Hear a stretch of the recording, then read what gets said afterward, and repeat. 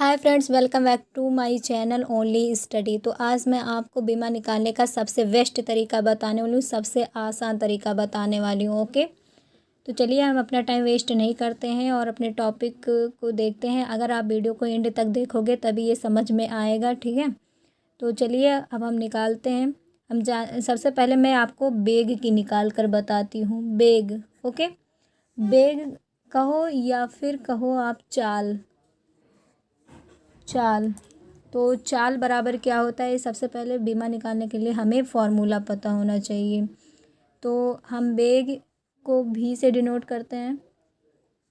भी बराबर क्या होता है, बेग बराबर क्या होता है, विस्थापन बटे समय। विस्थापन बटा समय, विस्थापन बटे समय होता है। और हम जानते हैं कि चाल बराबर दूरी बटे समय होता है। दूरी बटे समय, ठीक है। विस्थापन और दूरी आप लोगों ने क्लास 11th में इसमें डिफरेंट पढ़ा हुआ है अच्छे तरीके से। तो विस्थापन बटे समय और दूरी बटे समय दोनों का एक ही होता है, बेग या चाल, ओके, बट दोनों अलग अलग होते हैं। तो विस्थापन को यानी दूरी को, दूरी लंबाई में ली जाती है, तो लंबाई को हम यल से डिनोट करते हैं। इसको हमें ऐसे लिखने का तरीका है ये। और समय को हम टी से डिनोट करते हैं, किससे, टी से। और हमेशा अगर आप जब भी बीमा निकाल रहे हो आपको ये पता होना चाहिए कि बीमा में ये कोष्ठक लगाना बहुत ज़्यादा इम्पोर्टेंट होता है, नहीं तो आप जितनी भी बीमा निकालोगे सब रॉन्ग होगी, ओके। तब इसको लगाना बिल्कुल भी मत भूलो। और ये जब ऊपर जाएगा, इसके हर से अंश में जाएगा तो ये इन्वर्स में आ जाएगा, टी इन्वर्स, ओके। यानी इसको पढ़ने का तरीका होता है ELT-1, ओके। आप ये ऐसे नहीं बोलोगे कि ELT की पावर -1, पावर कभी नहीं बोला जाता है। ELT-1 ये पढ़ने का तरीका होता है। तो आई होप कि आप समझ गए होंगे कि हमें बीमा निकालने के लिए सबसे पहले फॉर्मूले की ज़रूरत पड़ती है, ओके। तो बेग बराबर विस्थापन बटे समय, चाल बराबर दूरी बटे समय। और हम दूरी को यानी दूरी मतलब लंबाई, लंबाई को L से डिनोट करेंगे, समय को T से, और ये हमारी बीमा निकल कर आ गई। तो कितना आसान है ये बीमा निकालना, ठीक है। तो चलिए एक मैं और आपको निकाल कर दिखा दे रही हूँ। जैसे कि मैं त्वरण का आपको निकाल कर दिखा रही हूँ।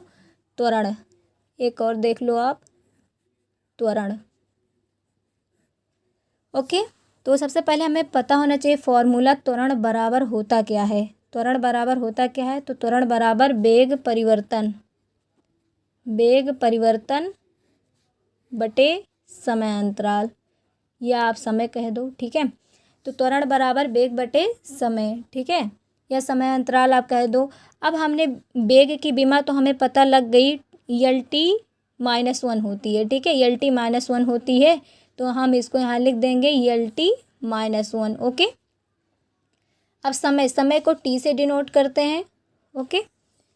तो अब हम क्या करते हैं कि ये अंश वाला ऊपर लेकर जाएंगे तब ये इन्वर्स में आ जाएगा। तो हम यहाँ ऐसे लिख देंगे एक ब्रैकेट में, और दूसरा जब ये ऊपर जाएगा तब यहाँ पर T-1 हो जाएगा। और जब इनको हम ऐड करेंगे तब ये -2 में कन्वर्ट हो जाएगा, ओके। आई होप कि आपको समझ में आ गया होगा कि त्वरण की बीमा ELT-2 होता है, ये पढ़ने का तरीका होता है। और ये ब्रैकेट लगाना बहुत ज़्यादा इम्पोर्टेंट है, ओके। तो मैंने बेग का निकालना बता दिया। यानी अगर आपको बीमा सीखना है तो सबसे पहले हमें फॉर्मूला आना चाहिए। जब फॉर्मूला आएगा तभी हम बीमा निकाल सकते हैं, ओके। तो चलिए अब हम एक लास्ट निकाल कर दिखाते हैं आपको, बल की बीमा, ओके। तो नंबर 3 पर आप देख लो, बल की बीमा। सबसे पहले हमें पता होना चाहिए, सबको पता होता है अधिकतर, कि यह बराबर यम में होता है, यम गुणे ए, ओके। यानी कि द्रव्यमान गुणे त्वरण, बल बराबर द्रव्यमान गुणे त्वरण होता है। तो द्रव्यमान को हम किससे डिनोट करते हैं, द्रव्यमान को यम से डिनोट किया जाता है, आप यहाँ यम लिख दो। और त्वरण, त्वरण को हम ए से डिनोट करते हैं, ठीक है, त्वरण को ए से डिनोट करते हैं। तो त्वरण की बीमा क्या निकल कर आई है, ELT-2। अब हम दूसरे ब्रैकेट में लिख देंगे ELT-2, ओके। अब दोनों को एक में कर लेंगे तब आ जाएगा यम, यल t-2 और ब्रेकेट लगा देंगे। ओके, आई होप कि आपको तीनों तरीके अच्छे तरीके से समझ में आ गए होंगे कि बीमा किस प्रकार से निकाली जाती है। बीमा निकालने के लिए सबसे ज़्यादा इम्पॉर्टेंट है कि हमें सूत्र पता होना चाहिए। जब सूत्र पता होगा तो हमें बीमा भी पता लग जाएगी, ठीक है। और इसका मात्रक भी हम अच्छे तरीके से निकाल सकते हैं। जैसे कि अगर हमें मात्रक निकालना हो तो देखिए कि यल को हम क्या कहते हैं, मीटर, ठीक है। दूरी का मात्रक क्या होता है, मीटर।